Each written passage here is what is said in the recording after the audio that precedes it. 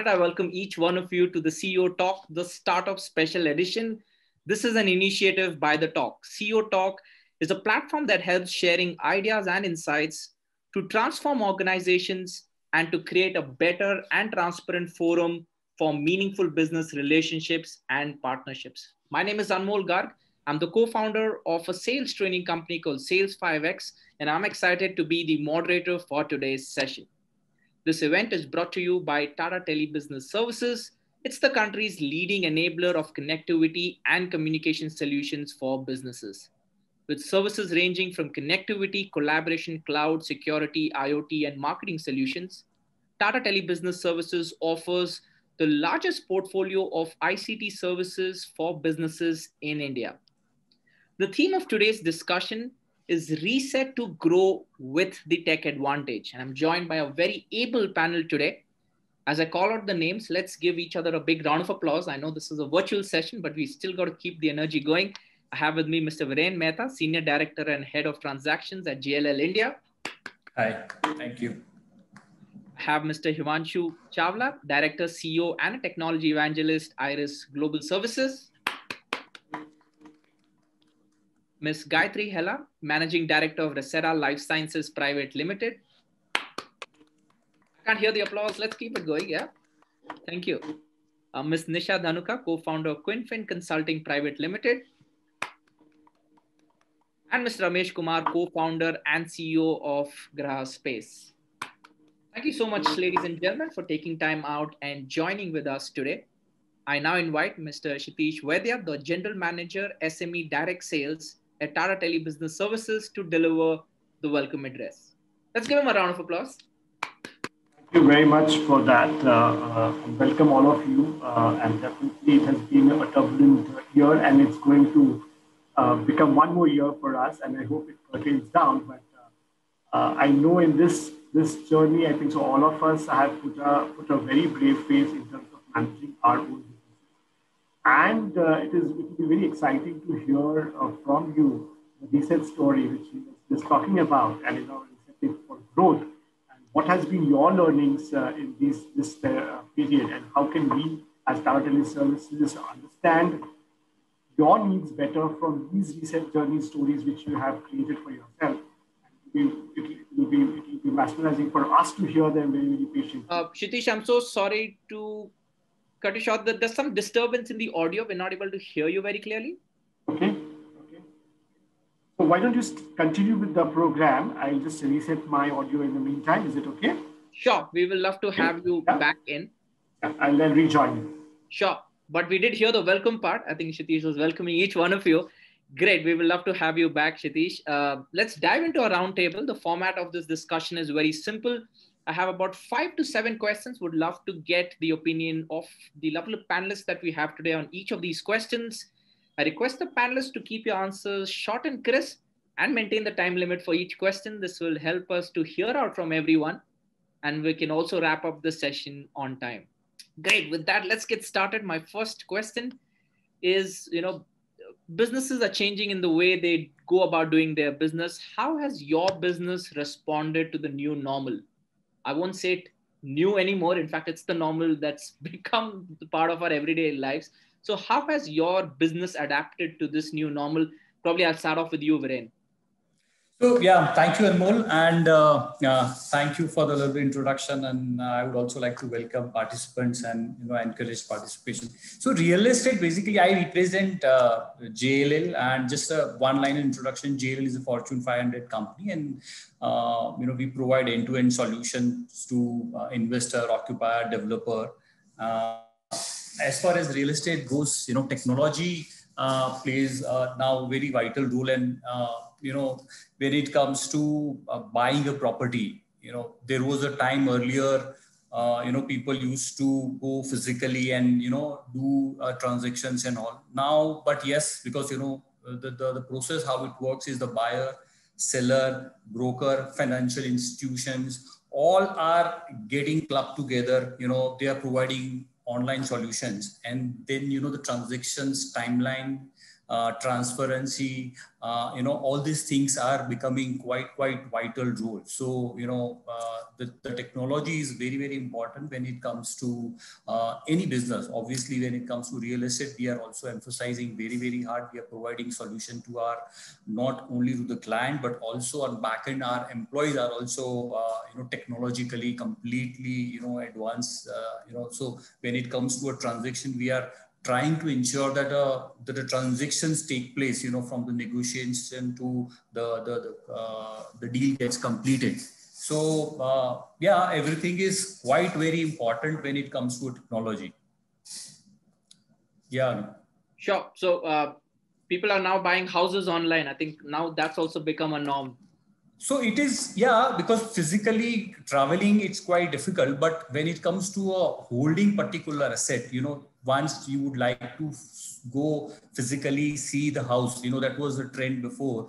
However, still the developer and all the people, the consultant like us providing solution to the buyer that, the virtual tour has been organized and, you actually feel that you've walked in, to the house and to the offices, and they feel actually that this is what my house would be look like. So that has played a very, very vital role, and all the developer and the people have got the success as well. So without technology moving ahead, it becomes quite difficult, and it is very, very important now because a person sitting in other country can easily see kind of the asset he's gonna buy and all. Sure. There are certain challenges, obviously, when it comes to technology and all. Because there are certain due diligence and also that process is. So the process is evolving. I'm not saying we have reached to a level wherein it is complete. Like the property technology and all. It's far moving in advanced level. So the way we talk about smartphone. So now the building has started a smart building. So the building been analyzing that how many people are there inside, where the energy is going, which all the desk is particular vacant. If Viren Mehta is walking into the desk, I know that I have particular kind of coffee. So by the time I reach, my coffee is ready. So, that all the technology plays a very vital role in providing solution to the end users. Sure. Interesting space that we are in. Himanshu, how has your business adapted to this new normal?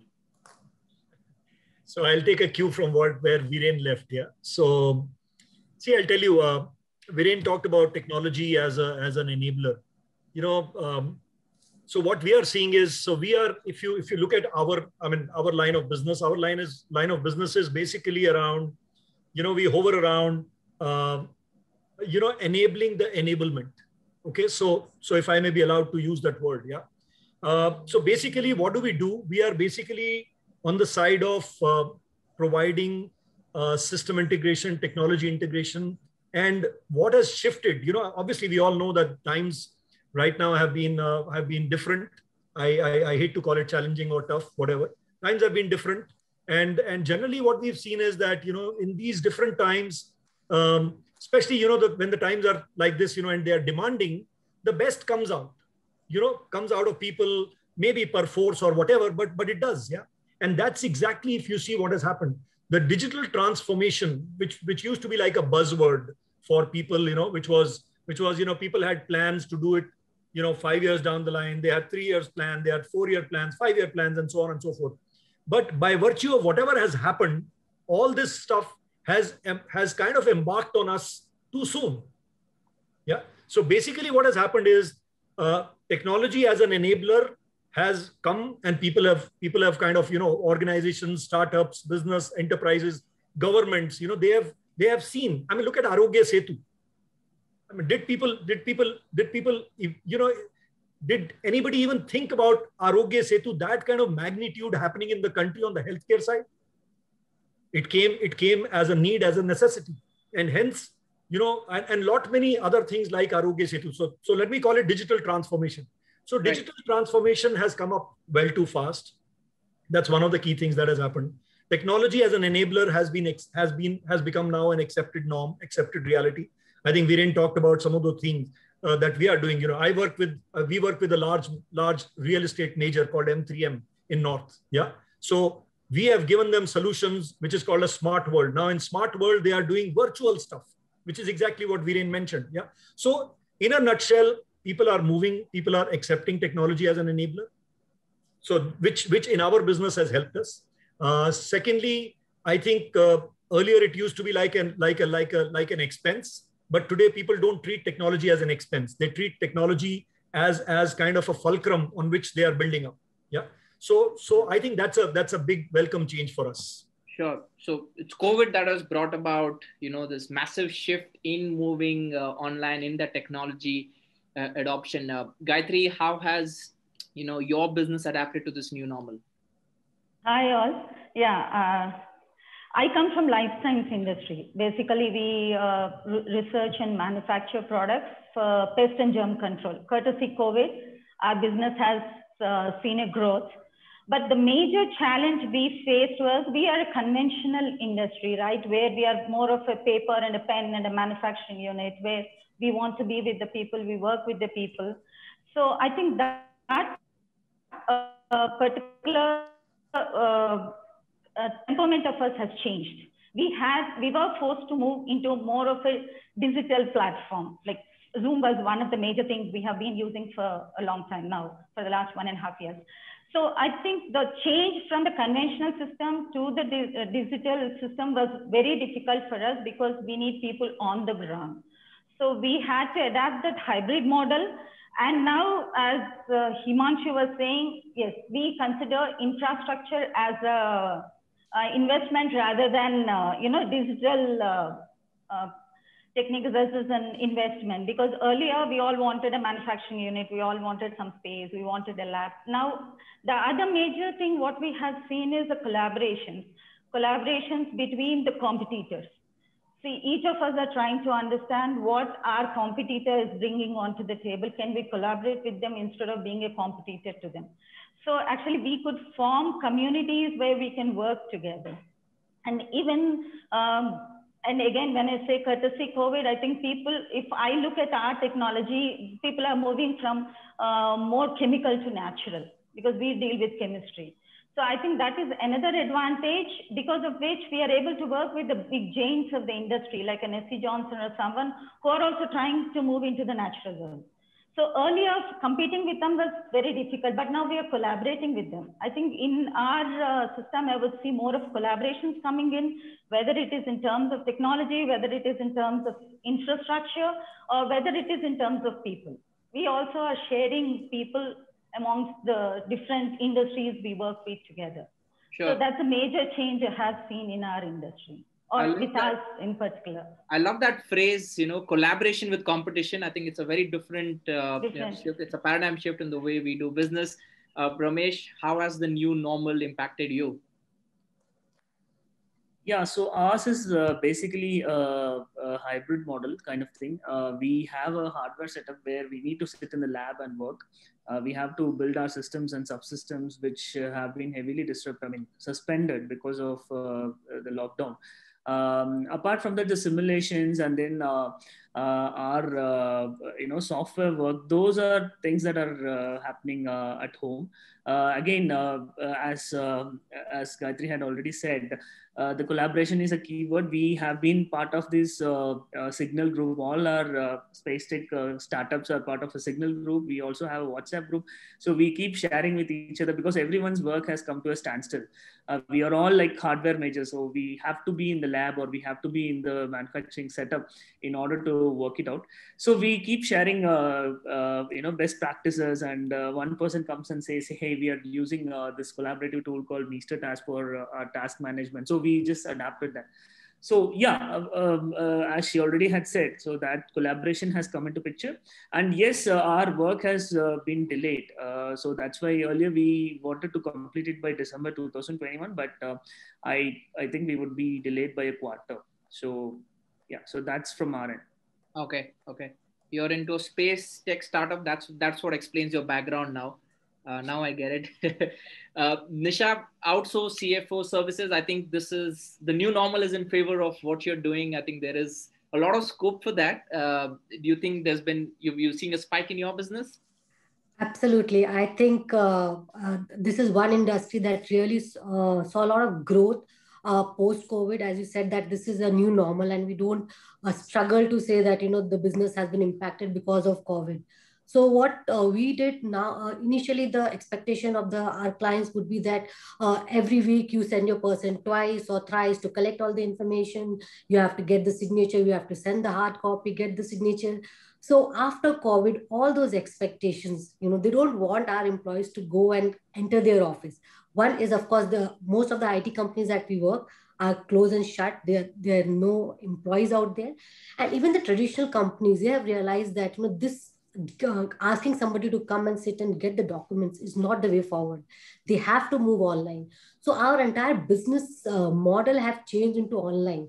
Now, when we have to collect the invoices, we have an online storage space where they go and dump the data. We do the entire invoicing, AR, payable, MIS, compliance, everything has gone online.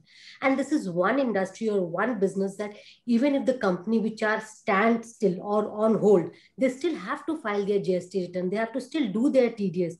The dates may differ, but it's not that they don't have to do it. So our work is still on. And with, of course, we also becoming more and more stronger with this online presence. For us, getting a client from Delhi or Hyderabad, initially used to go and, meet them. And then now it has become all the more easy because everything is online. So I would say this new normal has been very good to us. And I'm happy that people are moving to this, online mode, as Himanshu said, that online or tech would be the fulcrum for most of the businesses right now. Thank you.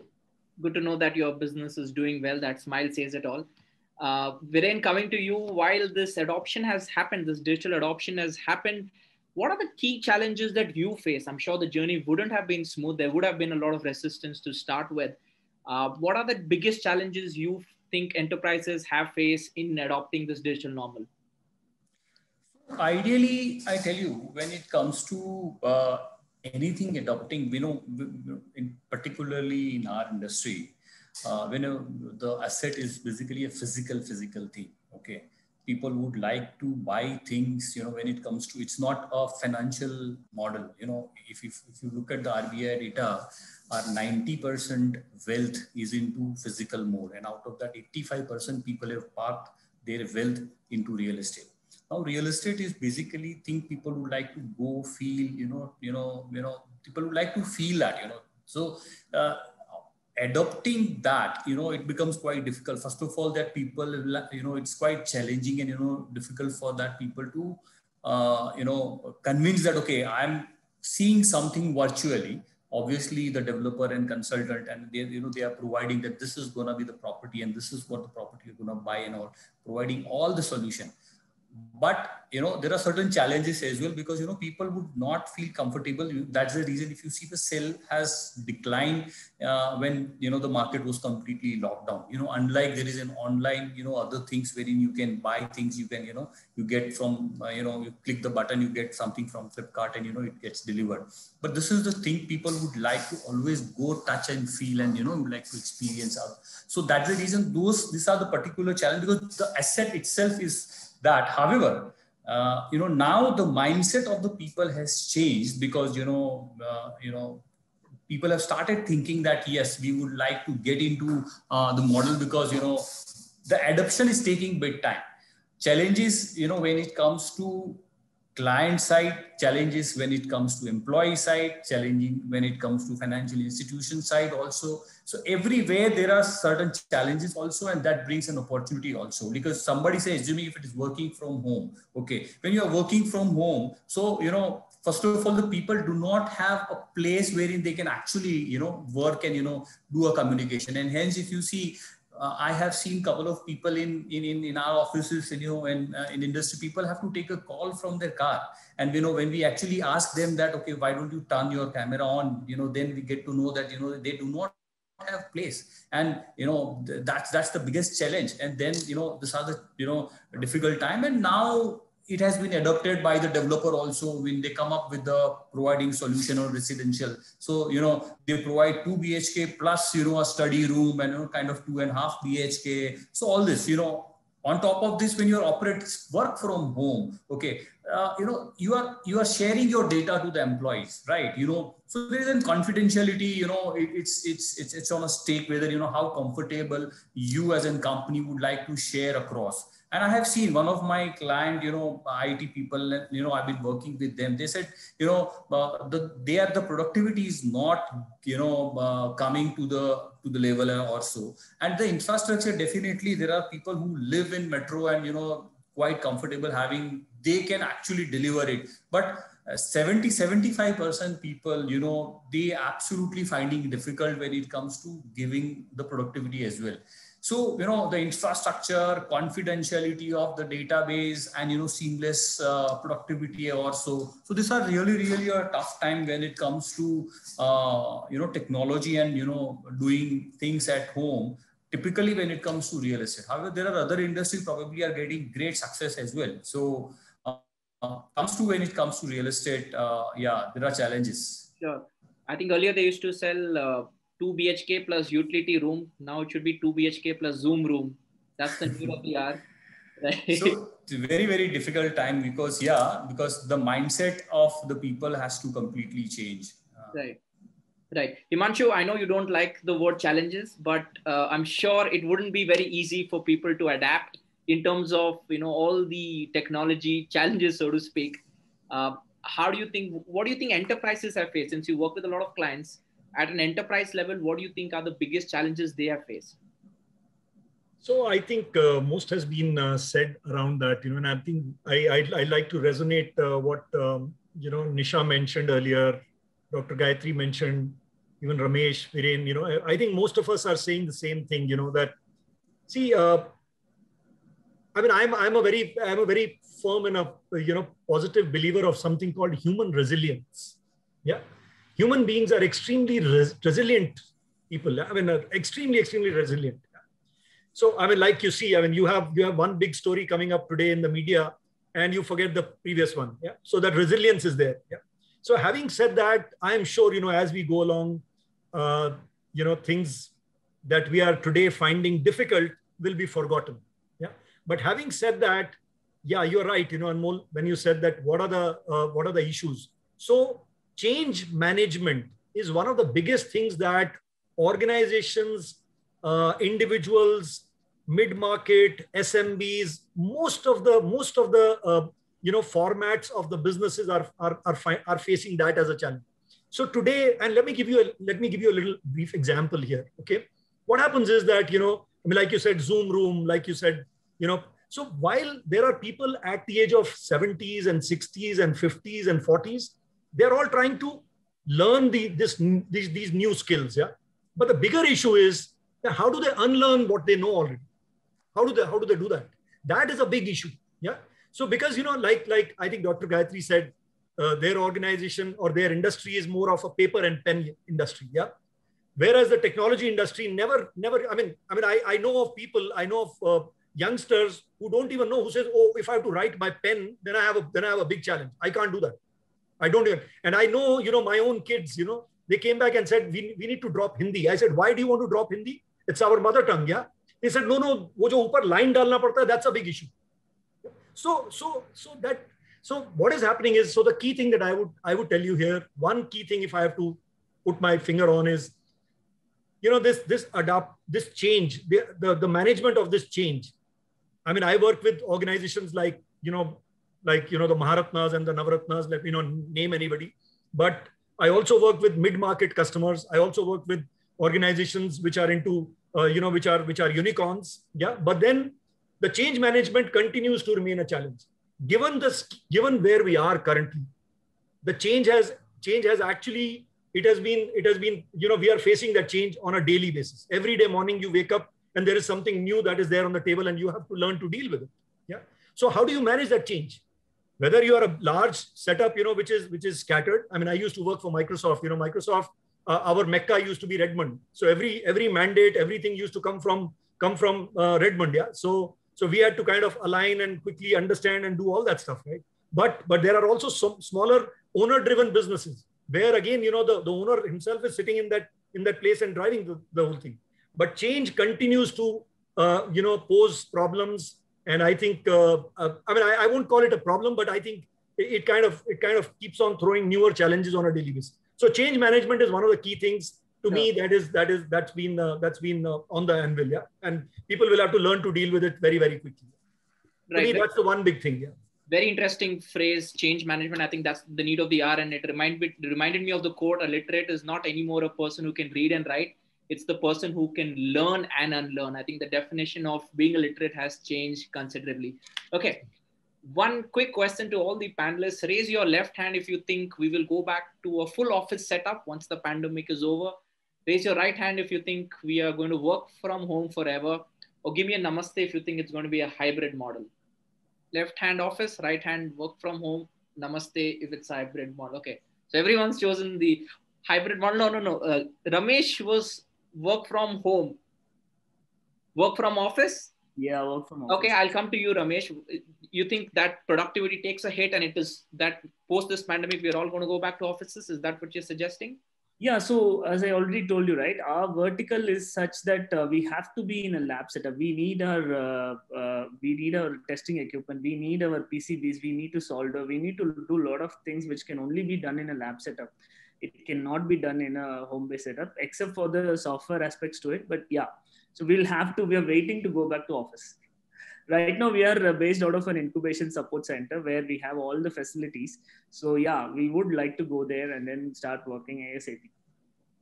I can see that weight on your face. When is this going to get over? Let's rush back to our offices. Dr. Gayatri, do you agree that yes, since yours is more of, hardcore offline kind of a setup, or is there virtual? Partially, I agree with Ramesh because one of the things Himanshu said, unlearning, was very difficult for me as a person too, because coming from an academic setup, I have been in academics for quite some time before I came into the industry. So I always want to be in the lab. I want to feel the lab. I want to feel the setup there.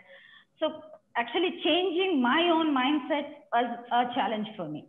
And I think we all have this, we never pause to see what happened before and what is going to happen tomorrow and what are we doing today. We never have that pause. I say COVID as a challenge has given us that pause. So we have used that pause. And I think the first thing I did was to unlearn the things I learned. And then we went into this digital mode of operations because logistics became a major issue for us.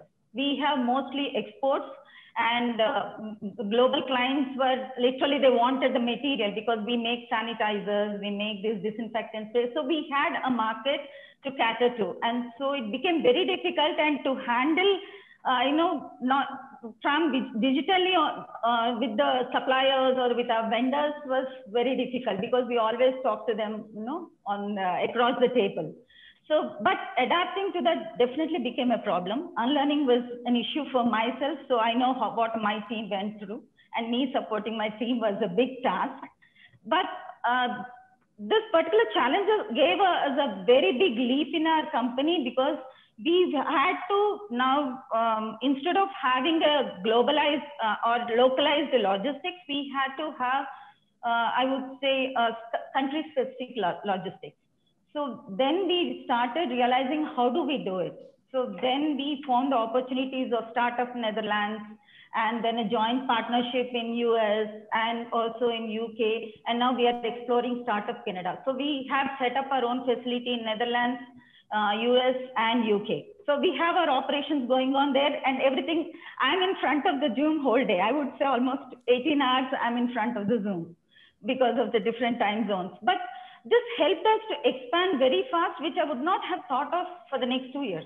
My plan was to go global only after 1.5 or 2 years, maybe 2024. But this gave us an opportunity to start that into 2020. And even that change had to happen very rapid. So for that, we need to have a pause.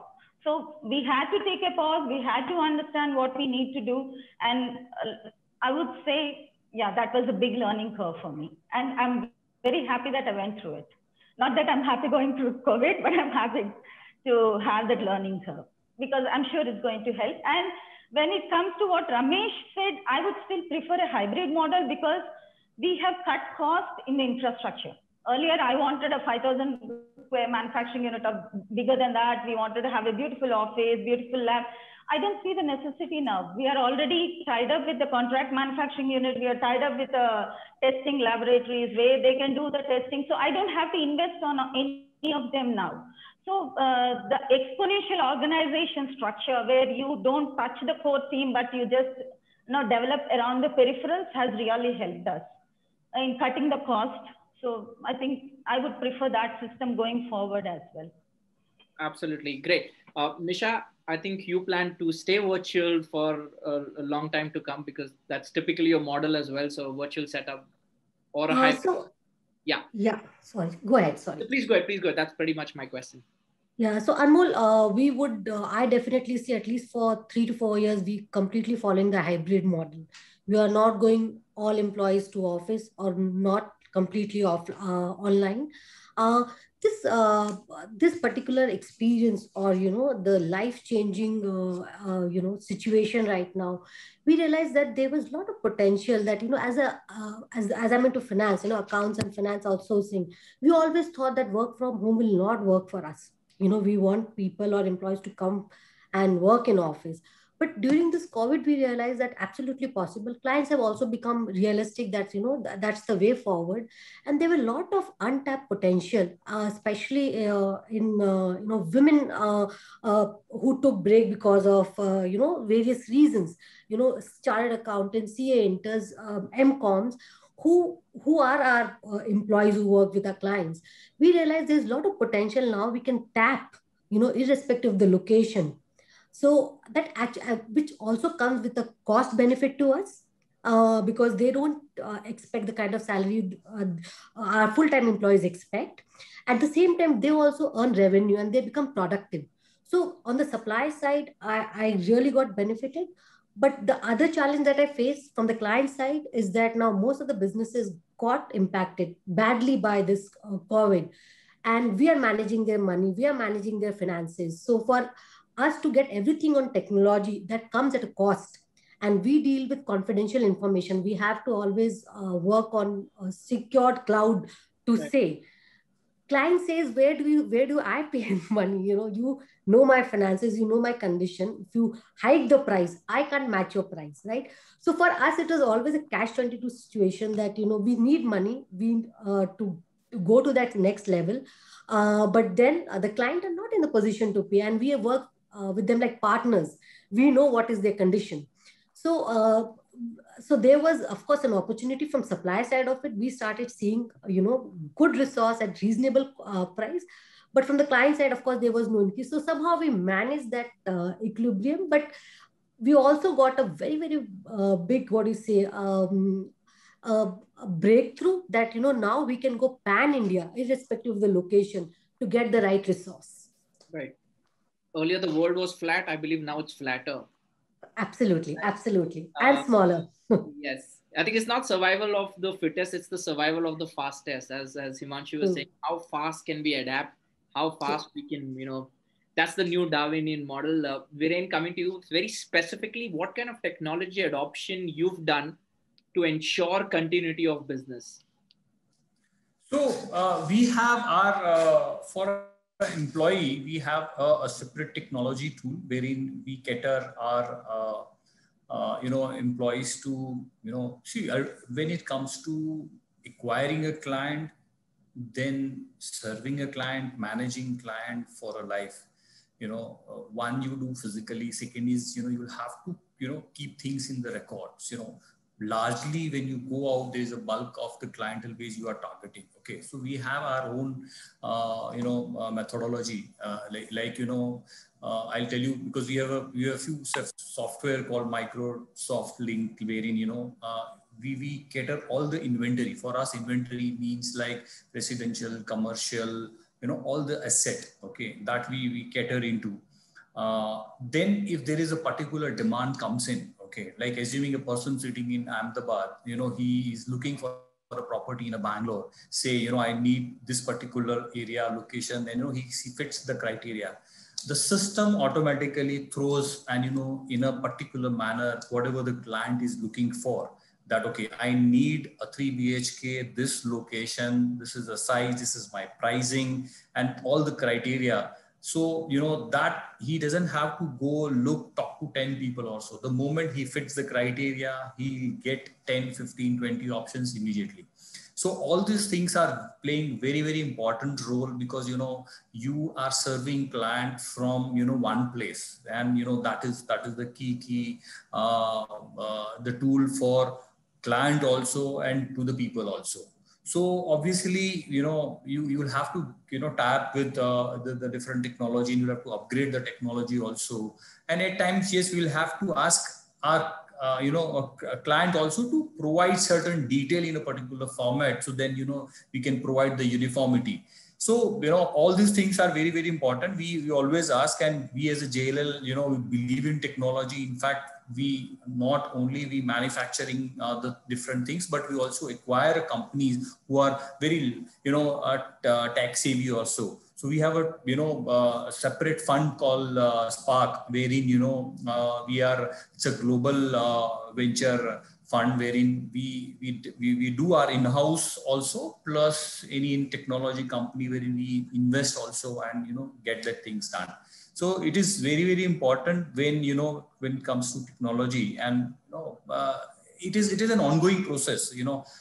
Today, if I ask my employee or a team member, and then the people also, that this is the new technology, and you'll have to, and down the line, a month or so, you will see again there is a change. So it is an ongoing process. Adopting technology is not a one-time solution.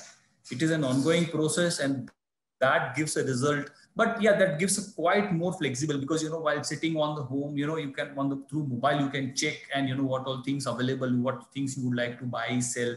And there is a process, when you are doing a transactions. Okay, so first of all, you need an information, like 99 Magic Brick, all these are the people who gather the information, and then you get that how many people are there, and then it comes to a transaction that you buy, sell, and you do a commercial activity also. You need to get due diligence, you need to get finance done also, and then you own the property. Okay, so owning property also, there are the methodology wherein you can actually invest also money through REIT model also. So it is, as I said, adopting technology is not a one-time a process. It is an ongoing process, and it's very dynamic. It keeps on changing. So you have to encourage people to use this technology quite frequently. Right. Interesting that you have a fund which is actually going out to see the latest technology and make it a part of. Yeah, we have been investing. In fact, we have a pool of $100 million, and our CEO is very, very particular that yes, technology we will definitely not compromise on, and we invest almost a 1 million in one particular company. So imagine if 100 company we would like to invest. So if you're choosing one, so we filter it out of 100, and then we get invested into one. So kind of database and information we get is immense. Right. Great. Ramesh, technology adoption in your organization to ensure continuity of business? Yeah, so we have been, getting into a lot of new tools which we have never used earlier, just to make sure the work keeps going on, whatever we could do from home. As like every other organization, we use Zoom calls or Microsoft Teams for our communications. Mr. Task is one which we have taken anew for our task management. So that's an open source, and it's free. And since we are bootstrapped right now, pre-revenue, so we went for that. Trello boards is also another one which we use regularly. Then Slack, some of our team members, like my co-founder, he's like in his later 60s. So he had never utilized any of such tools. So yeah, we made him adapt to it. And yeah, he is like, as we discussed earlier, he had been unlearning a lot of traditional practices, and he had been learning to adapt to the new normal. Slack has been used extensively. Discord is another, and Signal and Telegram, I told you already. So that's all there. Some of the simulation tools which we were using on premise, as in on our laptops, have been, we have started using tools like Exotrail, Savi. So these are all ones which are based out of cloud. So we have started utilizing those things. So these are the various new technology norms that we have started following. Great. Nisha, tools that you've been using or you've suggested your clients to use to ensure that business continues? So for us, I'm sure most of us would know, if you're in business, Zoho, QuickBooks, other accounting softwares that really picked up very fast. People initially were only on Tally. Now Tally is also on cloud. So we give the option, the choice, that whatever works for the clients. So that way things have streamlined in terms of getting the data from the client, processing the data from accounting software point of view. From storage point of view, we of course are using some of Microsoft's cloud solutions, and also there's something called Papilio, which comes at a very reasonable cost, which works like a workflow management as well as the storage. So the client just need to log in and upload their data, and our team out here, they can access the data, put the entire thing. Client has got the choice and liberty now to go and see how the entire documents, we are processing. Initially, that only the output they used to see. Now they can also see the work in progress. So that way, the client also feel very empowered. And in terms of course, there are a lot of HRMs when we do payroll processing. There's Greytip is one of our most favorite, because as I said, for us, cost and the output both matters, and that comes at a very reasonable but very efficient, and security wise they are good. So I think these are certain softwares we are very comfortable working with. Sure. Gayatri, same question. What kind of technology have you adopted to leverage and then continue? Yeah, I think more than technology wise, I think it is the operations which we had to adapt or deal with our clients as well. Because being a 4-year-old company, more or less our processes are all set up. We were using Zoho Books or Trello or Slack or Skype, working with, global clients. We always use Skype. So we always had that, technology being used either to guide our client or to work on our accounts or to work on the IP, because our company is also IP driven. So protecting that IP. So all these processes were already there. But for us, the most important was the logistics issue, as I was saying. So one is we localized our operations. The second thing, what we did is, now when we are sending a product to the customer, we started talking to the customer, because logistics cost has doubled or it's increased quite a lot. So we instead of sending them water, because for our products, diluted products, just water, right? So instead of sending them the water, we cut off that and we just send them the concentrate, and on Zoom, I direct them how to do. So I literally sit in their manufacturing facility through Zoom. So this is one platform we created where our customers directly work with us. So we are reducing the cost of transportation, avoiding transporting water, and just giving them the actual ingredients. So they mix up things there. So for that, I think for us, agreements have become very strong, because now we are a certain part of our IP we are revealing to our customers, which we never did before. So the agreement part, so the IP has become very important factor. How do we protect it? How do we have a strong agreement with our customers? And for the customer also, he's showing his manufacturing facility or his facility to us. So how do we work together? I think those systems had to be made very strong between the customer and us. Otherwise, I think the other technological issues we have already been handling it. So it was not a major challenge for us. Sure.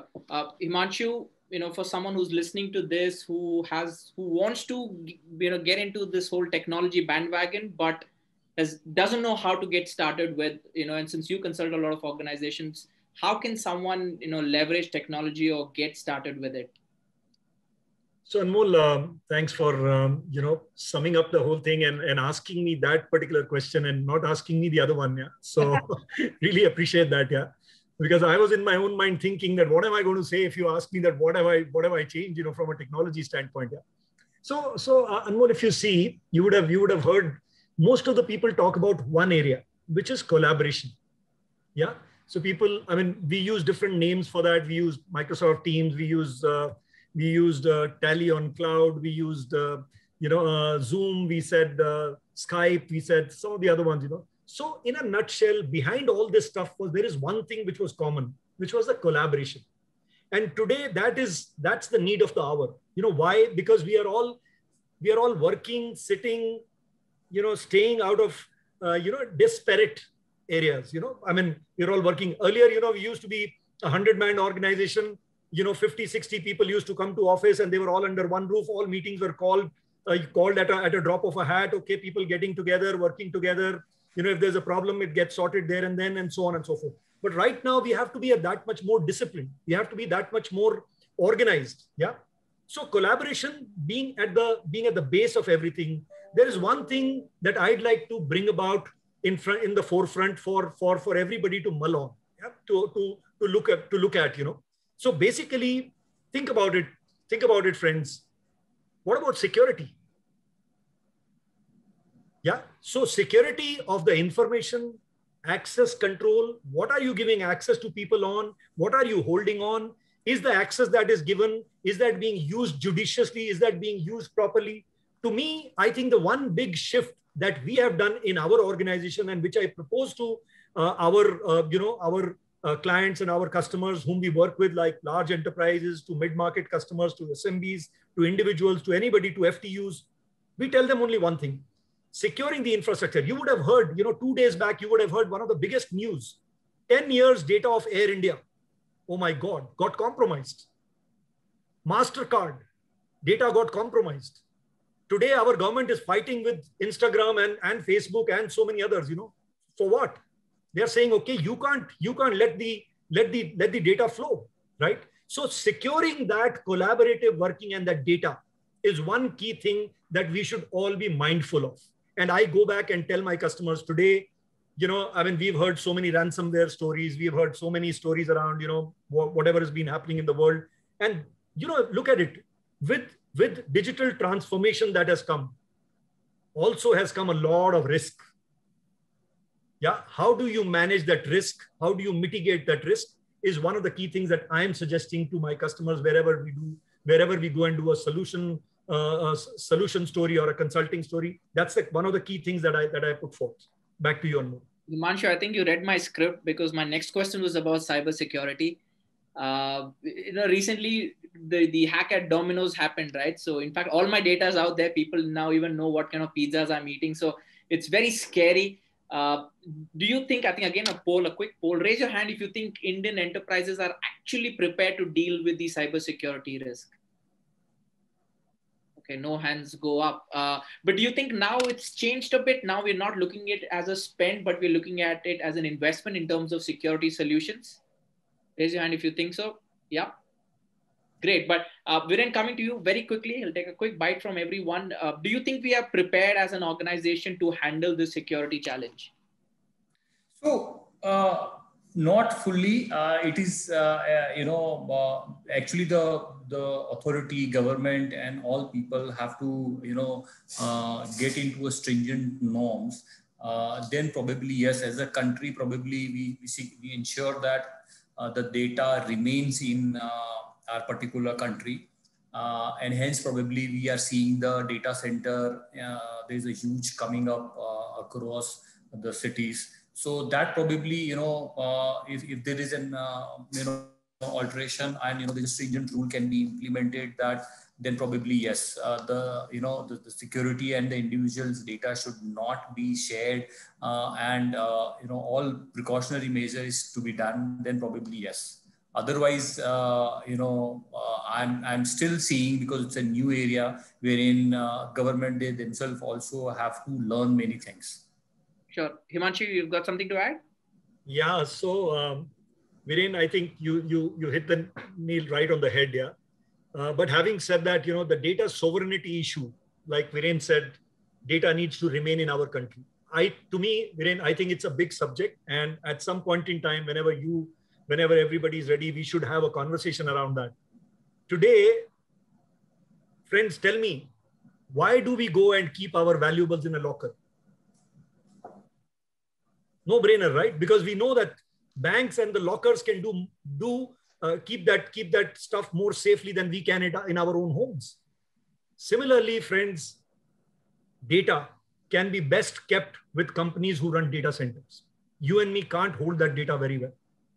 Okay. So, and also coming back to your point where you said data sovereignty, data remaining within the boundaries of our country. That to me, I know it's a radical approach, but that to me is like a misnomer. Plus, whether your data sits in Singapore, under the sea, or wherever, how does it make a difference? Because the access to that data in any case is restricted, is only with you or with the provider, right? So I think that is something which requires a larger conversation. But you're right, Viren, data sovereignty is an issue which needs to be addressed sooner than later. And today, data is the new oil, we all know. So, I mean, it's power. And that's the reason you see all these hacks and attacks and ransomwares and this, that, and the other. Back to you, Anmol. Right. I think I'll bring in Kshitish at this point of time, someone who has been working with a lot of organizations, and I'm sure data is going to be on the top of the list when it comes to technology adoption. Kshitish, if you are with us. Yes, Kshitish, if you could unmute yourself, please.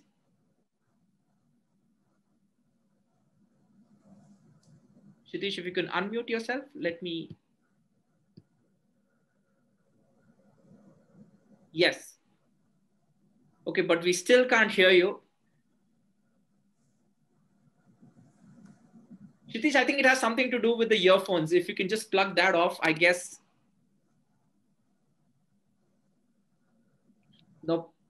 Okay, bad day for in office with respect to the connection. Kshitish, hopefully you can figure this out. We've got a few more minutes before we wrap this up. Nisha, you deal with a lot of sensitive data. This is the entire company's, financials. I'm sure a lot of companies will be concerned about the security of their data. How do you handle that? So, Anmol, as I said, everybody wants that the data need to be on a secured cloud. And, I'm sure I can't compare myself with Air India. If their data can be leaked, who are we? We are just a small time entrepreneurs trying to keep everything safe and secure for our clients. So we try to do as much as possible when we are getting data from the client, when the softwares or the cloud solution that I mentioned, we always sign an agreement with them that they are going to keep the data secured. And everything, it's very easy to say that you move your business to tech and have your data secured, but that comes with a huge cost. As I'm sure Himanshu would vouch for it, that, it's not so easy. It's not something that I spend 50,000, 1 lakh, and I get a amazing cloud where all my data is secured. It costs lakhs and lakhs to create that infrastructure. So we need to have a government intervention, a government support, if we are really looking at that level of security in terms of our data protection. Having said that, we ensure that whichever data we are taking from the client, because 90% of the data that we deal are secure, are very confidential. The vendors that we work with, we ensure that they keep the data secure. Backup is at different countries, that we don't lose the data as well. So we are trying our level best to keep all those intact. But as I said, we are as good as what our vendors tell us that we are. We don't understand the background behind the technology. So yes, that's the way we deal with, and fingers crossed our data are secured. Sure. At least 50% of the problem is actually acknowledging it. And now that we all know there's a problem, hopefully we will arrive at a solution very soon. Okay. One question to all of you. In fact, very interesting question. One key thing which has worked for you, which you want to advise a business owner who will be listening to this. One thing that's worked for you during the pandemic, that you're happy you made that decision, and that you want to give an advice to an entrepreneur, an SMB owner who will be listening to this. Probably I'll start off with you, Ramesh. Yeah, sure. So one thing is that we started documenting whatever we have been doing. Like I told you, right, or some of our employees and interns are working in silos all across, and we never know who's going to be there tomorrow, who's not going to be there tomorrow. So we wanted to rigorously document whatever they are doing so that the business continuity happens. Earlier, we used to do that, but it would be bits and pieces, and it would be like bulleted points. But right now, it's all like very detailed. The drawings, the simulations, the results, everything gets documented. So that's one thing we have adapted after COVID. Great. I think it's a very interesting perspective, so that, tomorrow if someone comes in, they still know where it was left off. Thank you for sharing that, Ramesh. Dr. Gayatri, one thing that's worked for you, which you want to probably share with others? Unlearn and let go. I think these are the two things I can strongly say, because being a researcher, unlearn is a very difficult thing. You always think you know a lot about the subject what you're working on. So, but yes, unlearn is very important, and start learning new things and adapting to it very fast is very important in this kind. I think dynamic changes are happening and we need to run with that. Right. I would say sprints to reach the marathon. So we need to have those short sprints now. There is no choice. The second is let go. Our company is something which is moving from startup to accelerating phase. So, you know, as a startup founder, it's very difficult to let go things and make others authorized or, you know, give the responsibility to others. Sitting at home, managing the whole system, I'm forced to let go. So that is a big learning I had during this phase. And I think that is what I'm actually trying to see if my team can also adopt, because it happens with everyone in a startup. Everybody feels that they own everything in the setup, but we need to have certain levels of, you know, demarcation. I think that we have achieved, I would say 75 to 80%. And these are the two big major things we learned, I would say, as a team. Sure. So what I've learned today is to unlearn. I think that's still a very valuable. Unlearn, yes. And to let go. And I think these are very, very crucial lessons. Thank you for sharing that. Viren? So ideally, Anmol, what I have learned and noticed in this, tenure, almost a year or so. So we had a phase one, last year, this time the country was completely locked down. Things were so panicky, situation that, what will happen. People not secured, nobody had an idea that what's going to happen. Okay. Things were very difficult. People have started looking at if there is no revenue is increasing, let's start cutting the cost, or thinking in the line of cutting the cost. And let's be very conscious or so. By the time September and October, the market started, got open or so. And, now if we see till March, from October to March, we've seen the business actually have gone very well. And, I'm talking about specifically my and, a few other businesses also. And then probably, April and May, this last month or so, there was a hike. So now this entire transition, what I have learned is basically, if you have to let go 1 or 2 months, it is fine. Hold the hands of the people, client, employee, everybody, all the stakeholders, everybody, they will have, they are there together. The moment when you give that comfort that, okay, 1 month, if it is going, meanwhile, you are always get connected. And then probably business actually shapes up well.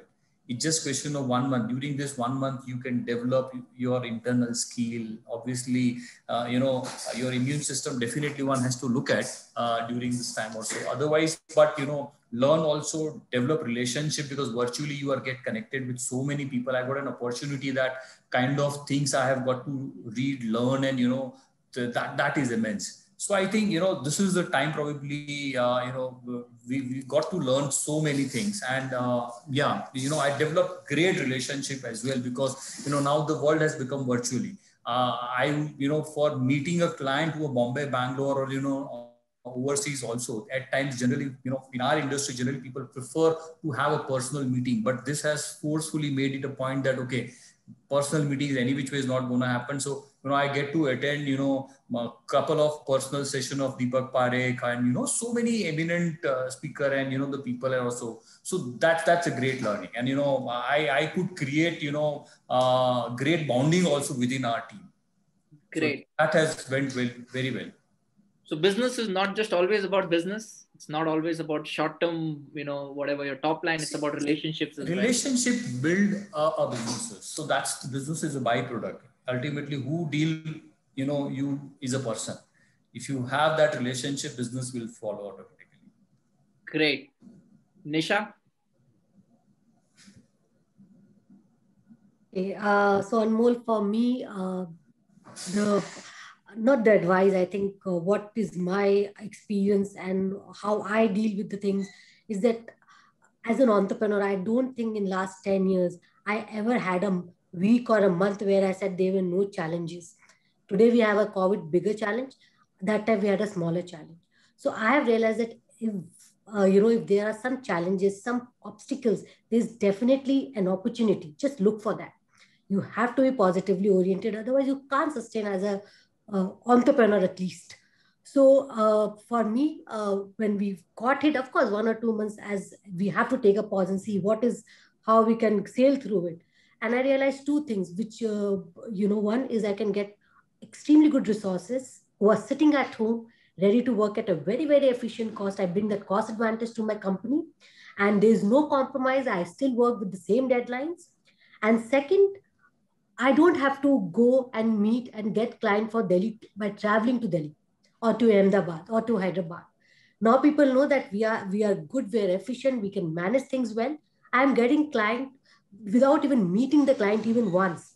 So I think two ways it worked very well for me. So my advice I should be, just look for that light. There's something that's hidden for your growth. Just identify that and keep moving.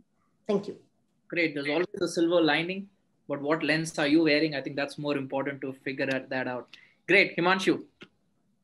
Yeah, sure. So I think most has been said, Anmol, and in the interest of time, I will just use one word which I have, imbibed on, or rather, worked through these times.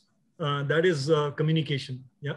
So what we did differently, and what I have learned in this last, whatever months that have gone by, the lockdown number 1 and then the lockdown number 2, to me, last year, all this stuff used to be looking like numbers on the media and newspaper and television and all that stuff. Yeah. But this year, the whole thing has gone and hit homes. Yeah. So, every day morning you wake up and you hear things which are unprecedented and happening to all people in your known circle or in your circle of influence. Yeah. So to us, what we consciously as an organization, I run a company which has 262 employees. Yeah. So basically what we did was that we will, as leadership team of the core leadership team comprising of 12 people, we decided that we will over communicate.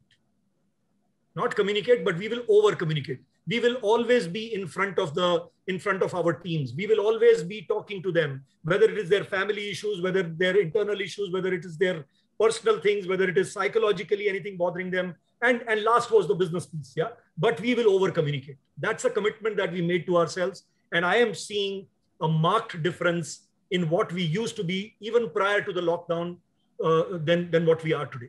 The empathy, the connectedness that has come while we are all sitting away is very, very different. Very, very different. So this over communication or communication has really helped us. Great. I love this concept of over communicate, which is just be out there and then share and probably ask them what challenges they are facing. I think that hits the nail on the head. Kshitish, if you're still around, one last attempt to bring you in. I'm sure you have a lot to share with us.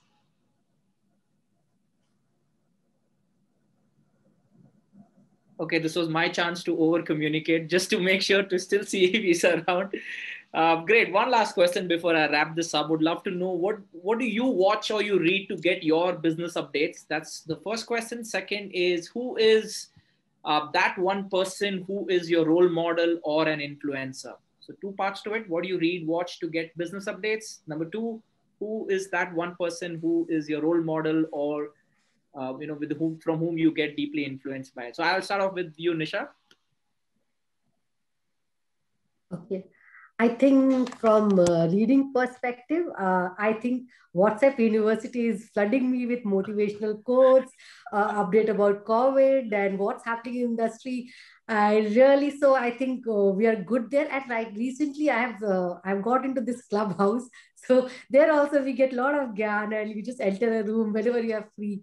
So honestly, just in tits and bits, I keep reading. Of course, I always pick up a book which is very relevant to my, my industry, which I'm sure none of the other people would be interested. That's what's happening in GST right now, what's happening in how will the company incorporation change now, or how will the internal audit look like. So those are very subject matter related work that I do a lot of reading around. And I think one person that I always look up to and I want to be like him is Ratan Tata. Business is not always about making profits and making your stomach bigger and bigger. It's all about, if you have more, don't have more dishes on the table, make your table bigger. So I ensure that, whatever we are earning, whatever I am earning, I always ensure that a small chunk go to the society. So whatever I can do, I always make it a part. One day of my day is dedicated to giving back to the society. So yeah, thank you. I love that. Don't cut on the dishes, but make the table bigger. Love that example. Thank you for sharing that, Dr. Gayatri. I think I'm a very close person prior to COVID. I was not on social media much. But I think I've become very active on the social media. Probably one is it keeps me close to the people. I started actually missing talking to people. So I think social media is one thing that's helping me. And I think there is a radical change in me when on LinkedIn or WhatsApp groups. There are so many WhatsApp groups we are part of. And there is a peer team which we formed from the NSR cell IIM Bangalore, where Nisha is also part of it, where we keep sharing lots of things. It can come from any person in that. So I think that is one thing that really helps me to understand how the world is going. And I love to read paper. Even now I want a physical paper. So I think that's what helps me reading papers. I get some 3-4 papers home. So that's what keeps me understanding how the world is changing. When you talk about an influencer, I would rather say it's more a mentor who actually helped me to run through this COVID situation. He's my mentor from the Goldman Sachs program, which I'm part of, Mr. Suman Sasmal. He has played a pivotal role in defining our business and being with me. So he is my sounding board and also my devil's advocate. He is the person, I would say, who has actually helped me go through this. Sure. Again, very important to have a mentor to really help you. Great. Yes. Viren, who's your mentor? Someone who's your influencer? So I would say, as far as keeping updated and the knowledge and, what keeps you busy. So I generally prefer watching video related to particular subject. Reading definitely less than this. So Saurabh Mukherjee is an, CEO of Marcellus. It's an investment company. He's a great author also. I generally, try to ensure that I watch his all webinar and all his interview, because the way he's just to give the background of him, he's an CEO and fund manager and managing Marcellus Investment. He worked with abroad also in India as well. The way he looks at Indian economy, okay. Obviously, because of his background, we're talking about more of a financial and, the way he looks at economy and all, it's absolutely different. I have seen and I keep on reading the way he looks at and the way he presents is also, that's the great. I would love to, interact with him and, read all his books also and his session as well. As far as mentor is concerned, I would always believe that, the way Mr. Aditya Puri have made the organization, I'm talking about the HDFC Bank, what it is today now. I have not seen any such great institution, in India per se.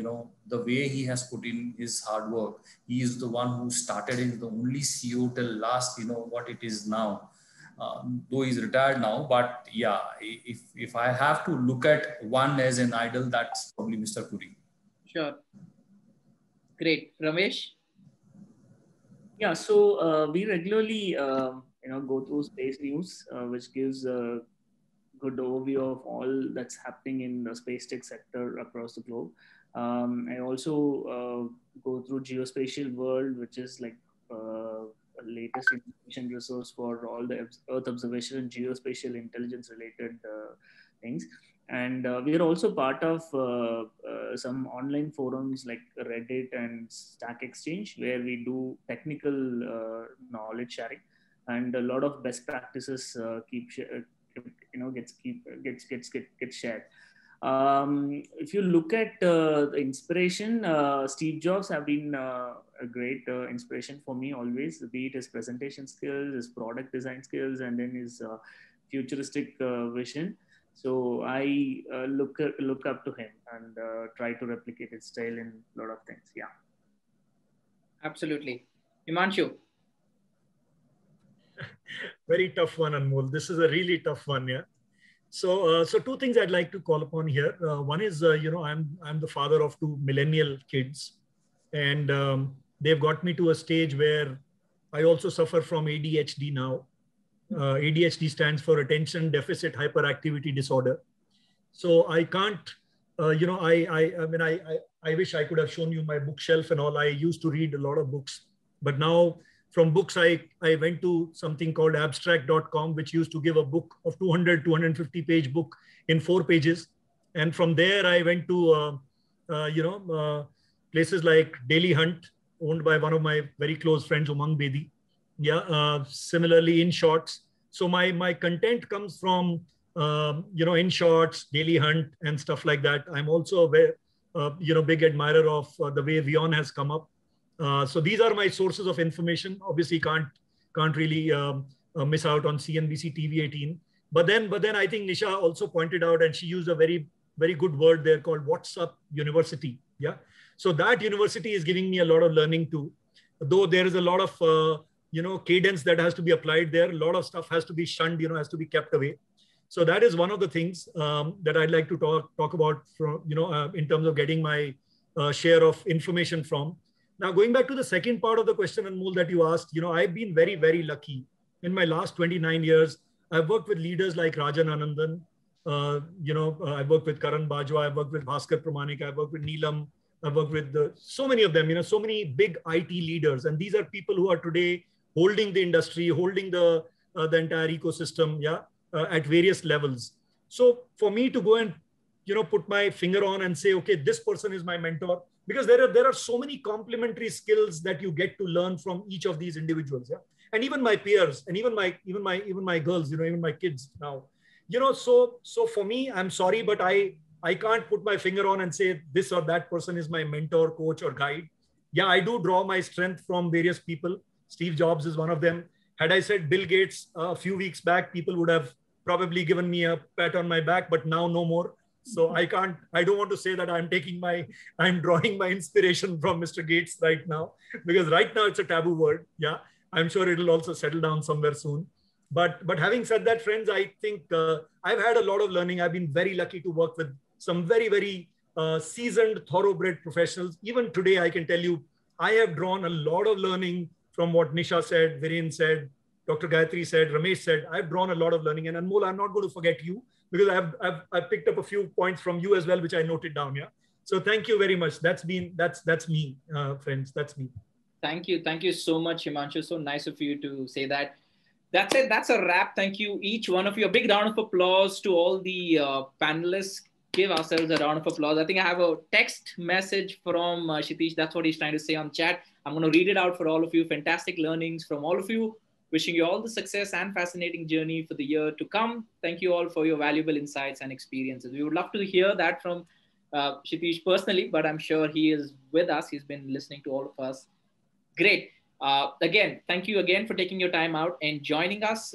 I'm sure this would, it's going to be a lot of benefit to anyone who's been listening to this. It's like a mini MBA of sorts, post-pandemic MBA. If this session were to be recorded in a book, I think the book will be called, the post-pandemic MBA. So thank you again to all the panelists for sharing your insights. Hoping to see you, all of you, offline. Would love to have a chai with you while we discuss all this. Thank you again. Have a great evening ahead. Ta-ra. Thank you.